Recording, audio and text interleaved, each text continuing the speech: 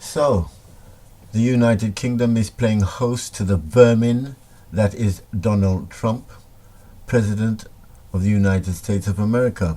Now, normally, and under normal circumstances, one should respect the office of the President of the United States of America.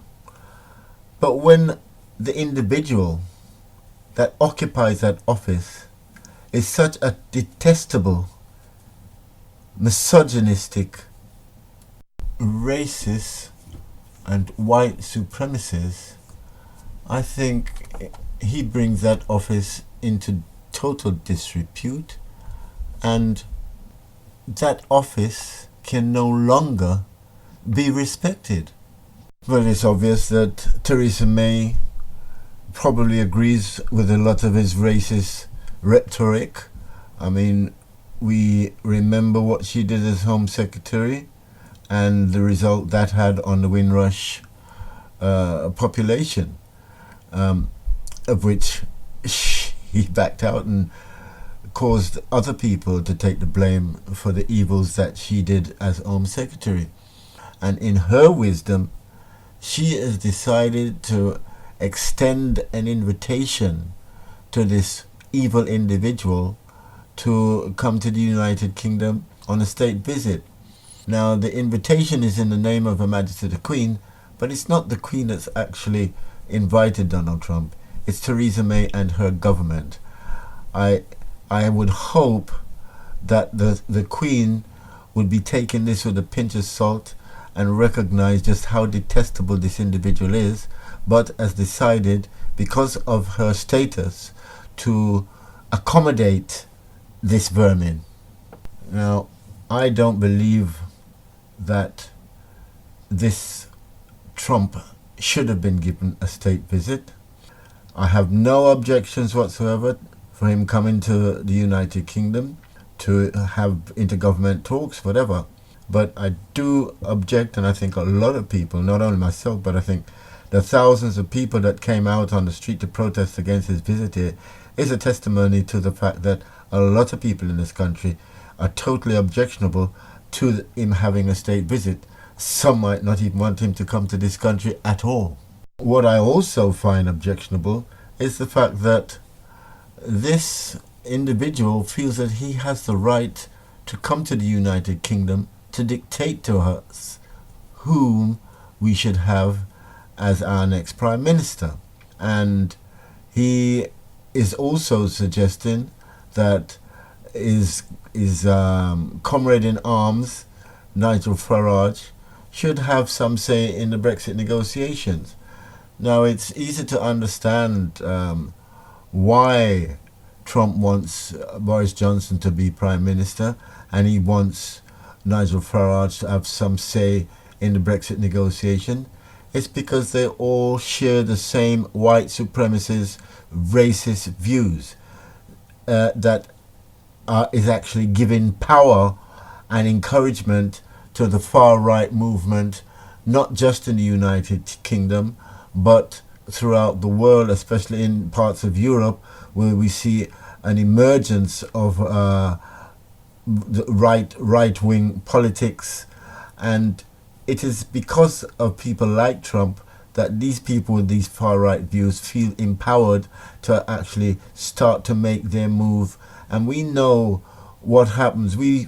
History tells us that when the right wing starts to gain too much power, it could lead, and it can lead, to the situation that we had just over 75 years ago when Hitler came to power. That wasn't because he had liberal views. That's because he had totally right-wing view about populism and so on. And it's the same political rhetoric that's been propagated by people like Donald Trump, like Nigel Farage, and like Boris Johnson. And also the other one that I've not mentioned, but is just equally as guilty, is the liar that is Jacob Rees-Mogg. Now Trump wants the UK to leave the European Union without a deal, and he's promising a phenomenal deal to the UK if we leave the EU without a deal.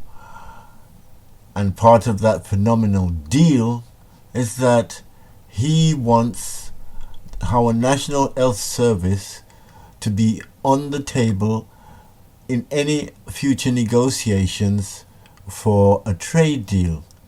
But covertly, really what he wants to do, he wants to allow American pharmaceutical companies to actually take over and run various parts of the National Health Service. And we know what the consequences of that might be. It'll turn out to be a totally commercial thing. It'll turn out that patients will not be able to get the type of treatment that they need, and it'll also lead to escalating cost to the health service. Because let's face it, these pharmaceutical companies are not coming here to deliver a service because they feel charitable towards us and they want to do something fantastic to boost the health service. They're coming here to make money. And when it comes to making money, they will cut whatever corners is necessary so that they can take home the biggest share of whatever profit they make. Now let's take a cold hard look at the situation. The United Kingdom would be leaving a market of 500 million people. 40% of our business is conducted in Europe. We do about 17 or 18% of business with the United States. So I wonder, who is the most important element in this equation? The 17 or 18% that we do with America, or the 40% that we do with Europe? Not only that, but for the United Kingdom to negotiate with the United States, it's going to be an unfair situation where we are going to be dictated to. Remember, the United States is the world's second biggest economy. They have over 250 million people. So therefore, do you think they are going to give us a fair deal? Because I don't think so. They're coming from a position of strength, and the United Kingdom is coming from a position of being the weaker partners. And we know what happens in that sort of situation.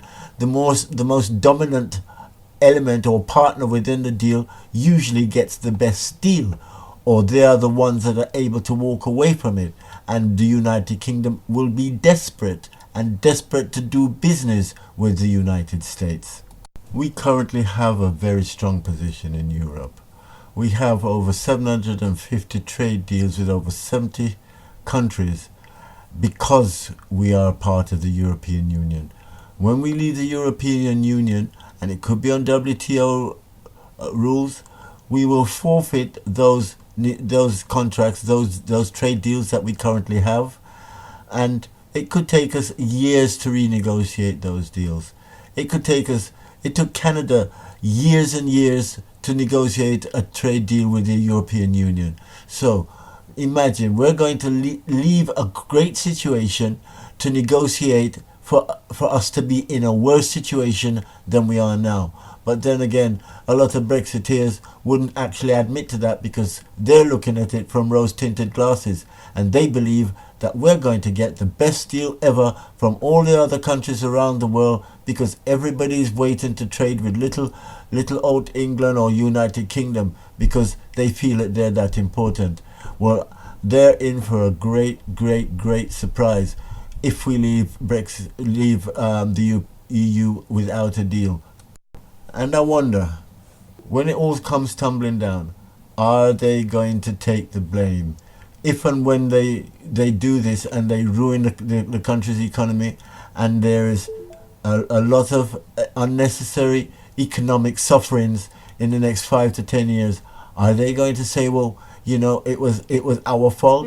Is Nigel Farage going to stand up and say, well, I told you a pack of lies and sorry, or anything like that? Is Boris Johnson going to stand up and tell us that he told us a pack of lies because he wanted to be Prime Minister? Is Jacob Rees-Mogg going to stand up and say, well, you know, yes, I told you a pack of lies because I wanted us to leave Europe so that I could make a lot of money out of it?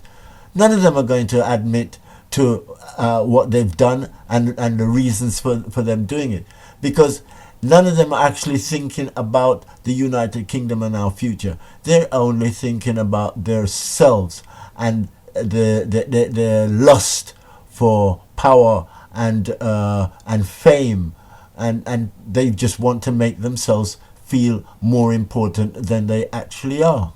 You know, it's ironic, but in his interview, Donald Trump insisted that there was a lot of people out there cheering and waving and supporting him, and he said there was only a tiny amount of people that was protesting against him, and anything to the contrary is fake news.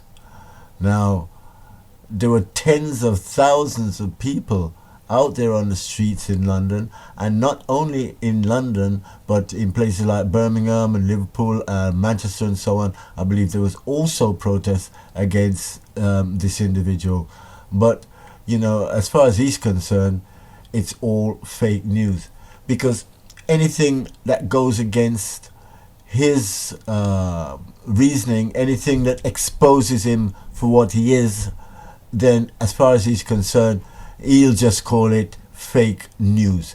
And the saddest thing is that there are a lot of ignorant morons in America that are totally uneducated, and they want to believe his insanity. They want to believe all the lies that this evil individual has been feeding them for how many years now, you know. But what when you ask him about truth, you know, when he's asked about his business dealings, the fact that he's not been open with the American public and exposing exactly what his financial dealings and situation is, you know, that's not supposed to be questioned.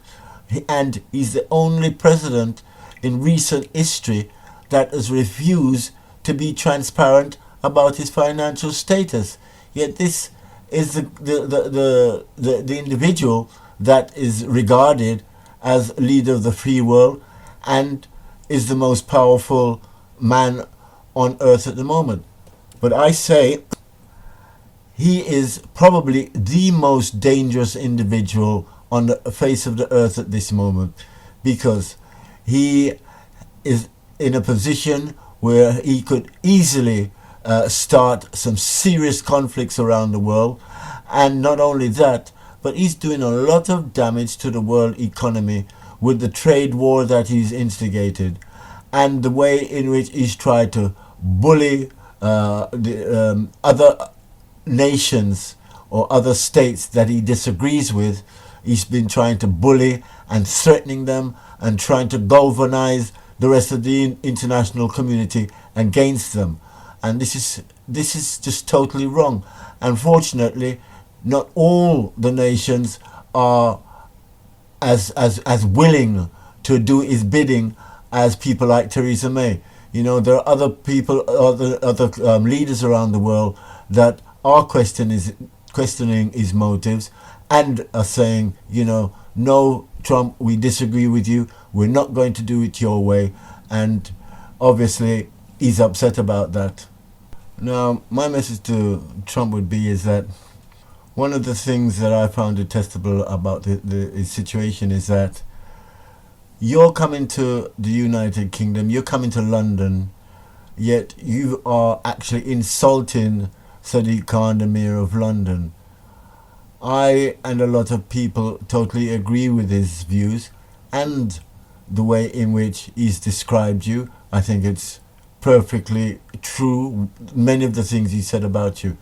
But I would also like Sadiq Khan to rise above the rhetoric, because I think he's far above your mental capacity, and he should, because he knows better and you don't. I think Sadiq Khan needs to do better, move on, and not respond to any of your childish rants. Now, I know when you return to the United States, You go ballistic about how wonderful your trip was and how much the British people loved you. Lie, lie, lie.